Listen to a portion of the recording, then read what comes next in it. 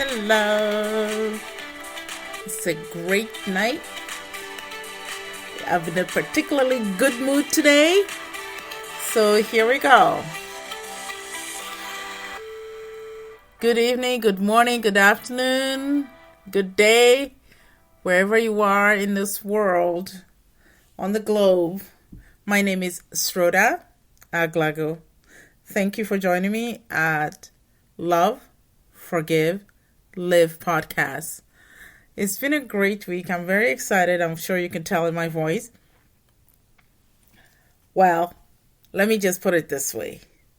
I'm happy. Mind you, I'm always happy, but today in general, I'm very excited. I talked to an old friend of mine and put me in a good mood. And of course, we caught up on old stories of our friendship. And I got an idea for today's topic. Today's topic is about what happens when you fall down unexpectedly. I'm not talking about physically falling down. I'm talking about when you hit rock bottom, or when your world crumbles, or the ground from underneath you crumbles and you feel like you have nowhere to go except to go to the bottom. And I don't know about you, I think almost everybody experiences. If somebody has never experienced it, brace yourself. Sooner or later, life will throw you a curveball like that, and you may have to go through something like that. And if it does happen, understand this. You will make it. You can get through it. And there are two things that it'll help you do. It'll either make you stronger, smarter, wiser. Okay, 3 and 4 things. And above all, it'll also show you that you're made of something more powerful than you ever thought. This topic is particularly very interesting to me because, like I said, we've all experienced it. And during the time that is happening, this is the other thing. During the time that the breakdown or the bottom, that rock bottom, during the time that the bottom is happening, I do understand this, and with my line of work, I hear a lot of people come and they've got like fear, like dread that is happening. And then most of us, it's a human thing. We start creating the worst case scenario, then the worst case in terms of what is happening to us. And we come up with some elaborate ideas about what is happening and what's going to happen, and of course how to deal with it or manage it. It's very important to keep yourself in check. I do understand that when it's happening, sometimes it's maddening. Sometimes it feels like this is not happening. It feels like the world cannot be crumbling from underneath me. And you might be looking around and thinking, surely things cannot get this bad. Hear me when I say this. Yes, it can, and it will. And when it does, prepare yourself. First thing you always have to tell yourself is a process. Life is a process. It's a process that we cannot run away from. And everything we experience is for a purpose. As painful as it may be, as dysfunctionally as it may be, and as disturbing and destructive as it may be, it's for a purpose. To help you grow, to help you become the person that you are meant to be, to help you develop. And I always say, sharpen your tools for life, for the lessons that will be coming ahead, that you're going to need that for. The thing is that you don't know what is coming ahead. You have no idea. You have no idea because you just keep walking and driving, and all of a sudden it's like a big sinkhole. You're like, what? Yeah. Life is like that.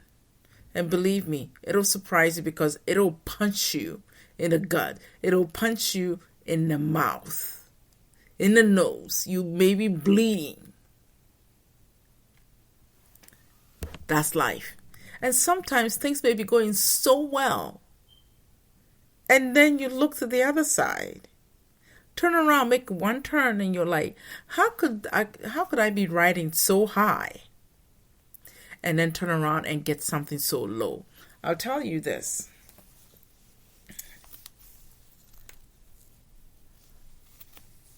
I experienced something that was like debilitating, just incredibly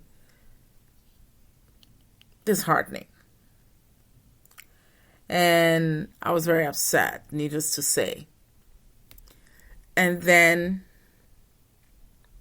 in the midst of that,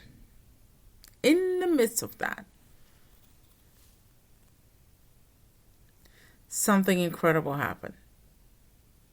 Beautiful, actually. I was having a really difficult time because I had an automobile accident. And I had no way of taking care of myself because it gave me the accident gave me a concussion that I thought would go away within 2 weeks. Needless to say, it took a year. And I was beginning to forget a lot of things. My memory was challenged at the time, and I didn't know what was coming at me. I would hug my child and not remember I hugged my child. I would go to physical therapy and come home and try to put my keys through the door to open the door, and I would forget which key went through the door, like which key opened the door. And it was that difficult, and I would have severe migraines. Needless to say, during that time, I thought, this cannot be happening to my life. This is crazy. How on earth am I supposed to function? I didn't even trust myself at that point. I was so worried. And then, in the midst of that, I started writing stories for children. I do have one book already written, and it's called Army of Angels Watching Over Me. But then I started dreaming of children's stories. I mean, I have a journal full of children's stories. So I started writing them down. And I didn't know what was happening for me at the time, but it's so strange. I started writing more and more about those children's stories. And then, to my surprise, in the midst of the 1 year that I was struggling, I wrote a children's book and finally got around to publishing it. So that's what I'm saying. When it's happening, life will punch you in the mouth. All the mess will be happening in the process. And then on the other hand, something beautiful will be happening. And it's up to you to start choosing which one to focus on. You can choose to focus on all the chaos that was happening, because I know for me, when the chaos was happening, I could have just put all my focus on that and let it sink me in. But instead, what I did was I put my attention on the gifts of the writing, because I was getting a lot of rest, because according to doctor's care and doctor's instructions, I needed to get a lot of rest and rest my eyes and my brain. So I was getting a lot of sleep. So when I would sleep, I would dream. I would dream. I know. I'm one of those people who dreams a lot.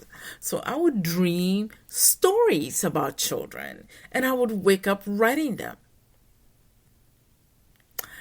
So I started getting excited about the stories. Then that got me through the times that I was down, the times that I didn't think I was going to, get through anything. So my idea for today is to allow people to see that when you're going through these rock bottom or the fall, it's very important to start focusing on a couple of things, like what is actually working for you, what is actually happening that may be positive, even though it's very hard for you to see the positive in all the mess, all the anger and the disbelief, the constant doubts or fear or not understanding what is going on. And I thought today I'll spend time discussing some of the things that we can do. There are several things that I believe that we can always pay attention on, or what we need to become aware of during the times of our fall or our rock bottom. What you end up noticing or becoming aware of is this. Number one, people who are there for you. Okay? People who are there for you, they will support you and help you. And then during the help, they may help, some of them may give you a helping hand to help lift you up, get off the ground. Those are the valuable people that I always say, give thanks for. Have gratitude, daily gratitude for the fact that you have these people in your corner supporting you. Okay? Because they are your backbone. They are definitely your backbone. You need to become aware of and hold them dear to your heart, because they're rare. And it's very, some people never even have that, which is amazing. I was shocked to find out some people don't have that. And believe me, yes, this may make me sound naive, but I thought everybody had somebody like that. But not knowing, no, it's actually a blessing to have someone like that in your corner. It's so rare. So if you have them, appreciate them, hold them to your heart. Be thankful every day for them, literally every day. And be grateful for the fact that you had an opportunity to have people like this in your life. Because they would always help you stand up. Number two is the people who used to use you when things were great, when things were going well for you, and when they could benefit, they would use you. Okay? But then, as soon as you fall, as soon as you hit that rock bottom, become aware of this. Pay attention. They disappear. They immediately disappear as though they never existed in your life. And these are the group that I kind of wonder, when they're disappearing, do they not recognize that you would notice? That's the thing that really bothers me sometimes when I think about it. I always ask, did they think you wouldn't notice that they bowed out of your life when you needed them? I don't understand it. I really don't. How can someone who is a user begin to remove themselves from your life when you're down? And the strange is sometimes they may try coming back when you start rising up. And then I'm like, wait, did you really think I wouldn't notice? How is that possible? I wasn't asleep. We were never asleep. Well, I'm thinking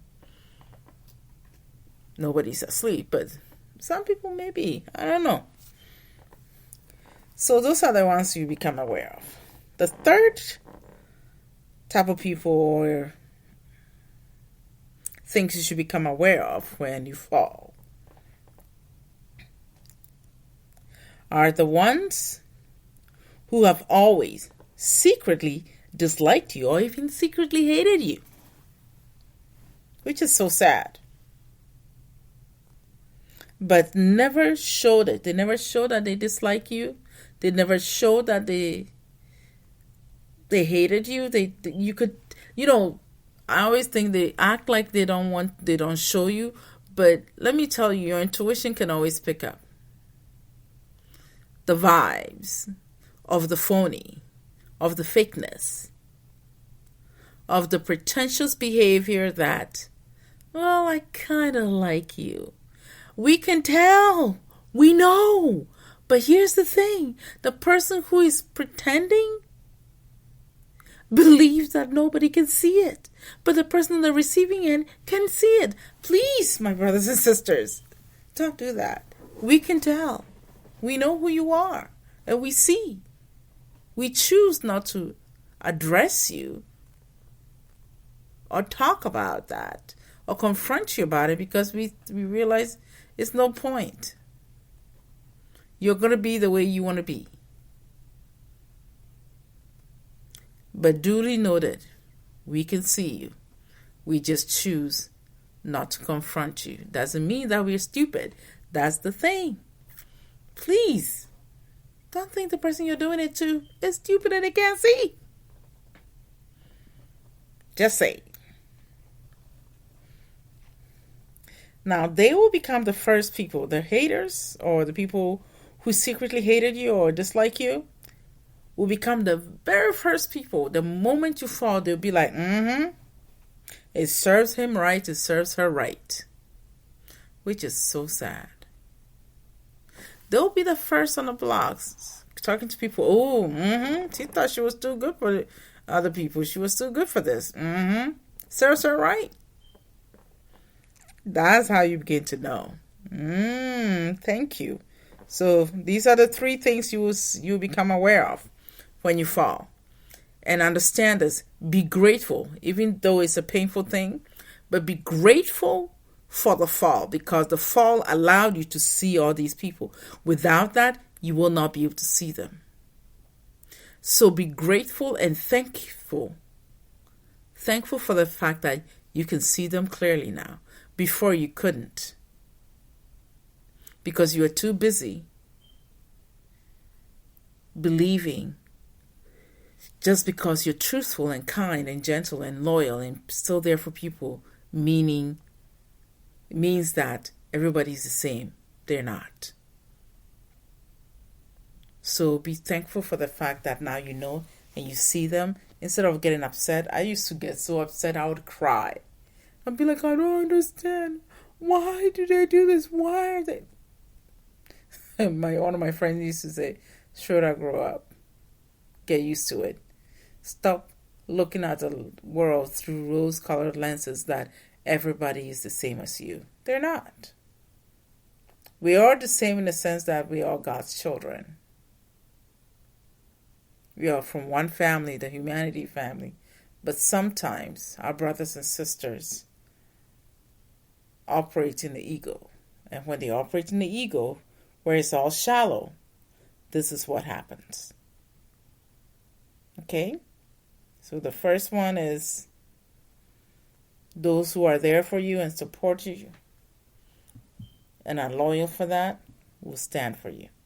Number 2, and the people who are the users will begin to bat out of your life when you fall. And the third one is the people who secretly hated you. You will begin to notice them. Okay? Now, the other part is this. Another thing that happens when you fall or when you get rock bottom is the lessons. Ooh, the lessons are great. I love lessons. Lessons are awesome because guess what? It gives us a clue as to what we're doing. There's a meaning and a purpose, and we begin to get a glimpse of that meaning and that purpose, and then take hold of it and allow that to guide us to become the best us that we can be. So 1 is you're stronger than you thought you could be. You're stronger than what you thought.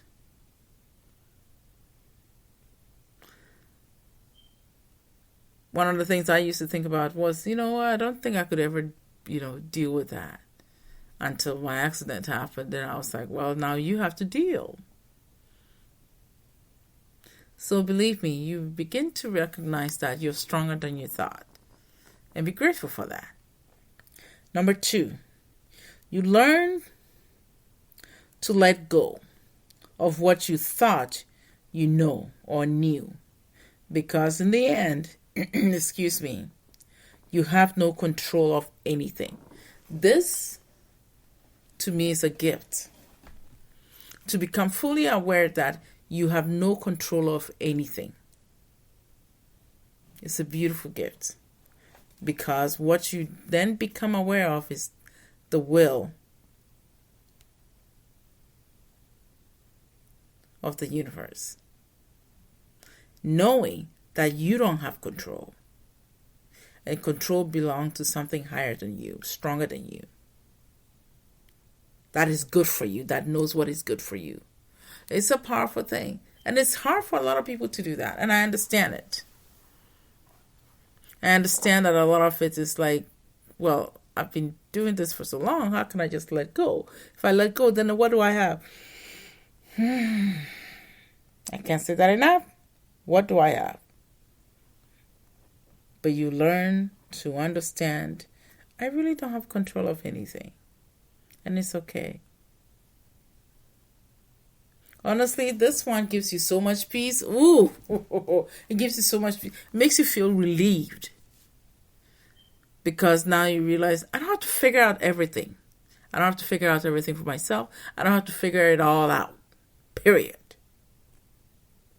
That is a gift.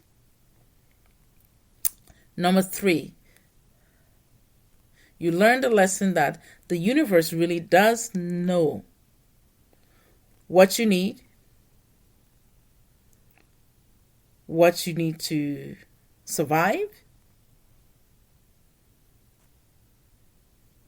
and what you need to stay healthy. And of course, it does truly come through when it comes to your needs. The universe will provide, and it always does. It finds the fastest and best ways to provide for you. I've heard countless stories of people saying when they let go and realize that they are not in control of anything, sometimes even in the most difficult times when they don't even have something as simple as food, they don't know when their next meal is going to come from.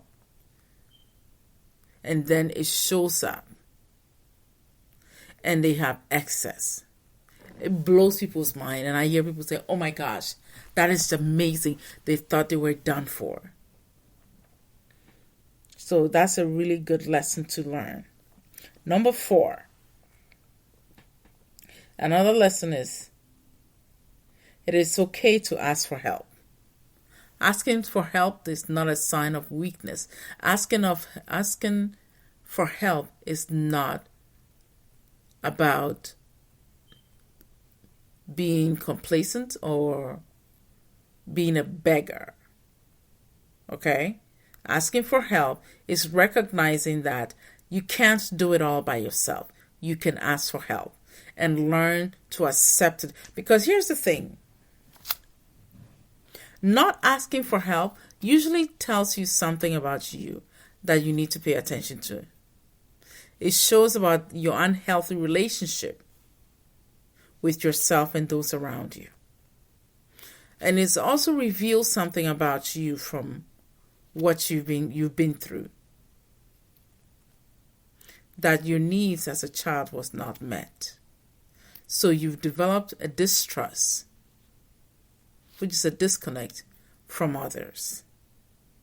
So this lesson is a huge one. Learn to ask for help, and it's okay. It does not take anything from you. It does not make you weak. It does not make you any less of a person. If not literally teaching you what humility is. Because humility is recognizing that there are some things that you can need help for. And it's okay, and be humble for it.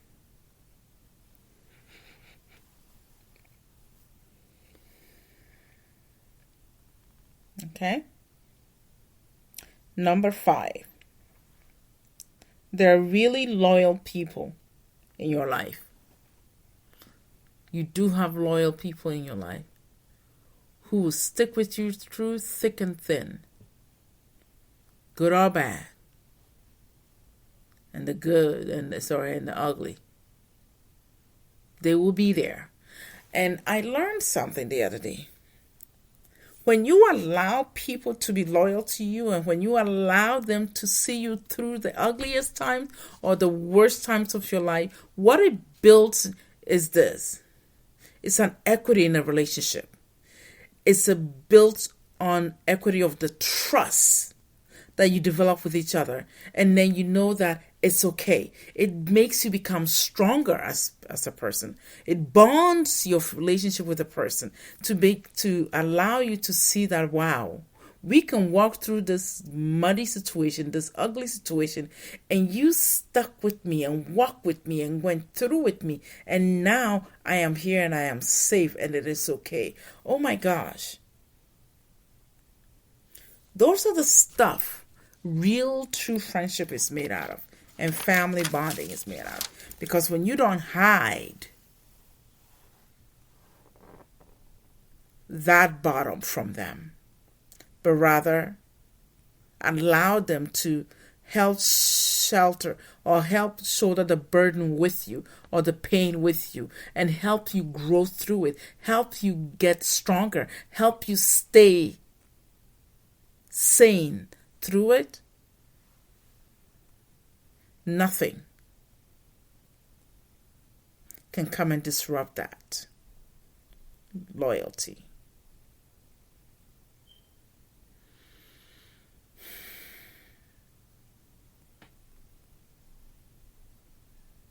And the trust that comes with trusting the person to help you and stay with you. And it makes you literally feel like, wow, that's one less thing for me to worry about. So those of you who have people like that, honestly, I'm a big advocate of letters. Write to them and tell them, let them know what they mean to you. Thank them. Appreciate them. Sometimes it's nice to hear, for them to hear that you're there for them and they were there for you. And it's not something you're likely to forget because it means that much to you.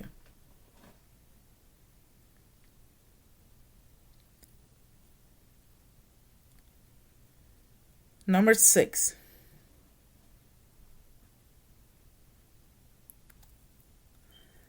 Is the idea that it is okay. You can survive this too. And this too shall pass. It's a beautiful thing to know that this too shall pass. Because when you look back on the times that you thought you couldn't make it or move another step, you made it. So that tells you that this situation is no less different from what you experienced in the past. So yes, this too will pass. It's a reassurance that this too shall pass, and you will become stronger for it and get through this one. And then I think the last one is number 7. Is to recognize that you have grown so much from the disaster, from the bottom, from the rock bottom that you were in. It has helped you grow tremendously, and in terms of wisdom, respect, love, understanding, patience, because I had to learn that the hard way. Patience, because I was so impatient. When the accidents first happened, I thought, in 2 weeks I'll be done. I was ready to go to work until things started going wrong for me. Then I recognized that, oh my goodness, I was forgetting so much and not realizing it was a concussion, you know. So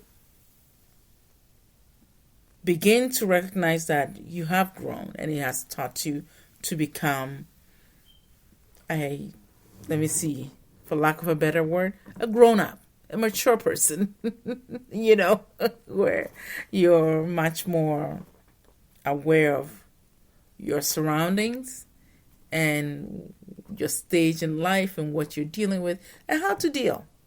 Maturity is such an important part of our lives. So when the things or the situations happen for you to experience disaster, become aware of the fact that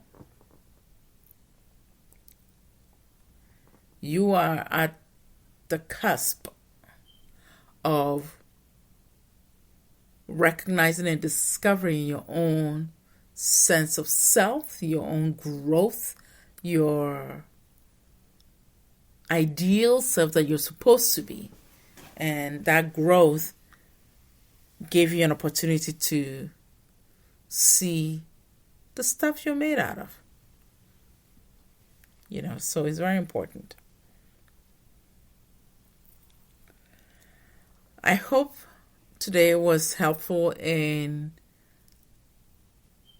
dealing with a topic that a lot of people shy away from. Because hitting rock bottom, we run away from it like, oh, it shouldn't happen to me, and it shouldn't happen to this. Believe me, it happens. And then when it does,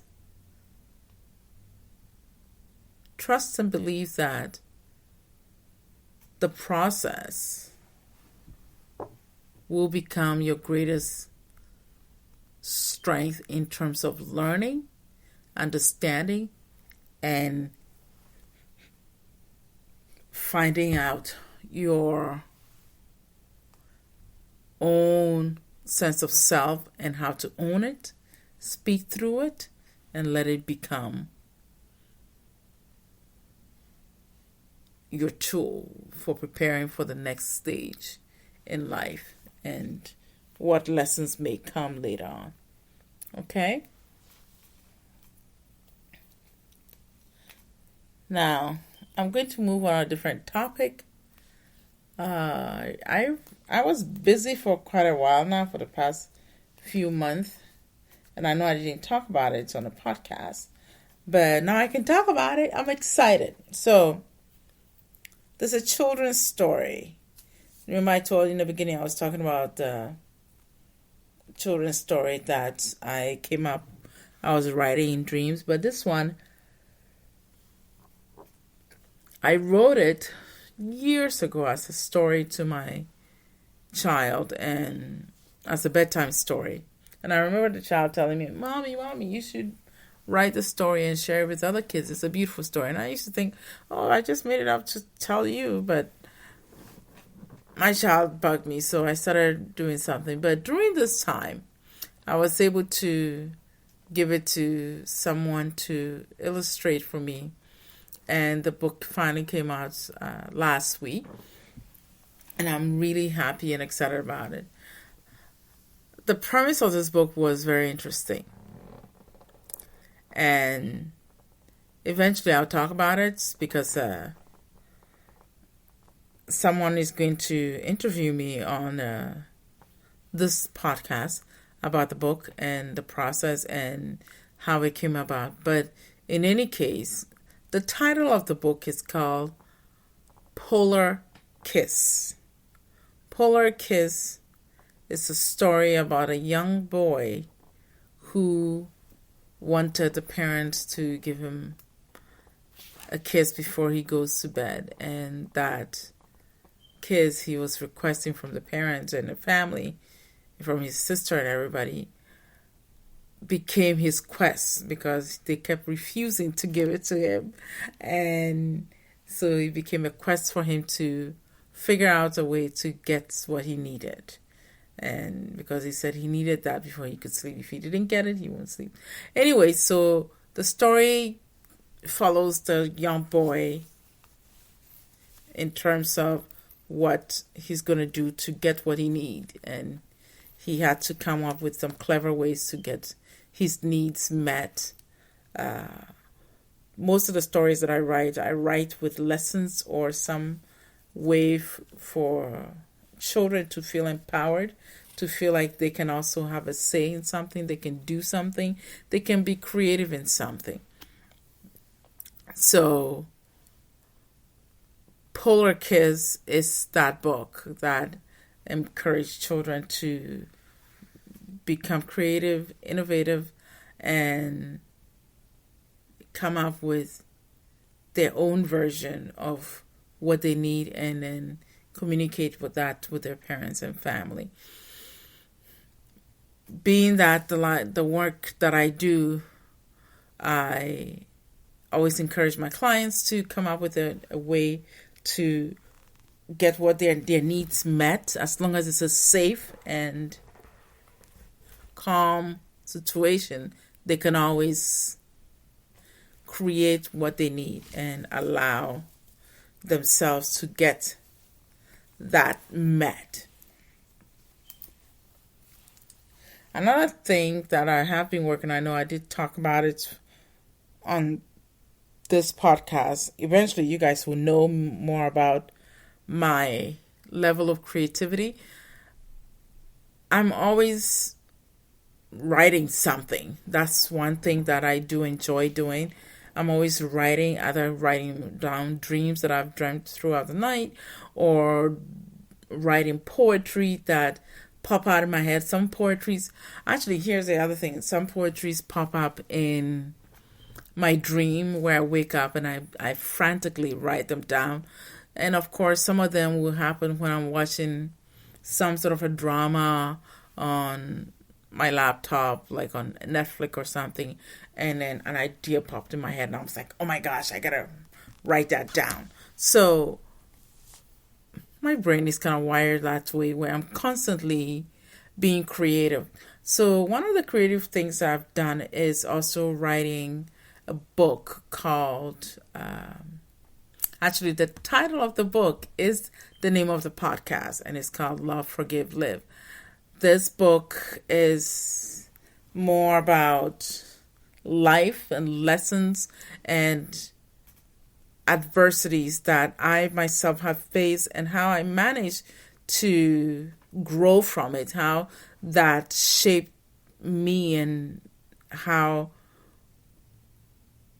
my understanding of the world and who I've become, and my appreciation for all of it. Thank goodness I have a publisher who's working with me on this book. We're getting close to releasing. I don't know exactly which day that will be, because we still have to do page design before it goes into print. So I've started looking for pictures, which is really amazing, because I didn't even know that I had some old pictures from my childhood that I've been providing for them to add to the book. So I'm excited with all the creative things that I've been working on, and allowing myself to tap into something like writing. You know, I didn't realize I was such an avid writer. I thought I used to dabble in things once in a while. I also remember in my undergrad in UFR, I wrote one poem in the school newspaper. I remember seeing it sometimes last year, and I was like, oh my gosh, I wrote this. And I thought it was so cute. I looked it over, and I was like, wow, I don't even know how old I was when I wrote that poem, and they thought it was good. I gave it to one of my friends to read it, and she's like, wow, you wrote this when you were in college? She's like, wow. And I was like, yeah, but that's the only thing I ever wrote. Since then, I didn't write anything until this year. And, you know, the dreaming that kept happening, and I decided to just write. So there's a lot of things coming up in terms of my writing that we are going to be publishing and releasing. So stay tuned with me. I will be talking to you about the process of everything and how I come about with the writing. And of course, the book Polar Kiss is published on Amazon. It's a self-published book on Amazon. And when you go to Amazon, just put in children's book, Polar Kiss. P as in Peter, O-L-A-R. The next word is kiss, K-I-S-S, Polar Kiss. And of course, the author is me, Sruta Aglago. And then the illustrator is Mary Davenport. So eventually, we're going to be having a show or a program where Mary will speak for how she came about with the pictures and the drawing for the book, and I'll be asked how we came about with the story, or I came about with the story. I'm excited to reveal all of that and then share with you. And I know, of course, anything that you guys want to know, ask me questions, go ahead and write to me at loveforgivelive@gmail.com, and it's spelled this way. The love is spelled as L-U-V. The forgive is number 4, give, G-I-V-E, live, L-I-V-E, at gmail.com. You can always write to me, ask questions, and then I'll be able to address them for you. If you want to have a comment you need to make, send them to me and I'll be able to take care of it. Those of you who are listening through YouTube, like the podcast or the topic that I discuss, and of course, subscribe. You can hit the subscribe button, and every time I upload a new podcast, it'll be able to inform you that it's been uploaded. We are also on Spotify, Spreaker.com, Spreaker.com. Then we are also on Twitter, so it's also under the same name, Love, Forgive, Live. Then you go to Amazon. Okay, Amazon, I think. Well, let me just put it this. When you go to Amazon Podcasts or whichever genre they put me into, when you go into Amazon Podcasts, you'll be able to see Love, Forgive, Live and listen in, depending on, if you have Prime, it'll be there so you can listen to the podcast. Another places we're working on is iHeartRadio to put the podcast on there. So we're doing the best that we can so people get exposed to this podcast and what I'm trying to do. The goal is to empower, encourage, motivate, and also now I just added another one, to inspire, because I know we all have some beautiful stories, so beautiful songs we need to create. My job is to just champion everybody's dreams and cause and allow everybody to flow and flourish the best way they can and live the best life they can live. My name is Sruta Aglago. Thank you for joining me. I will talk to you next time. And the next time I'll be able to have a concrete date as to when I'll do the interview with the story about the book and how it came about. So go ahead and look for the book, Polar Kiss. Thank you. Have a good night and goodbye.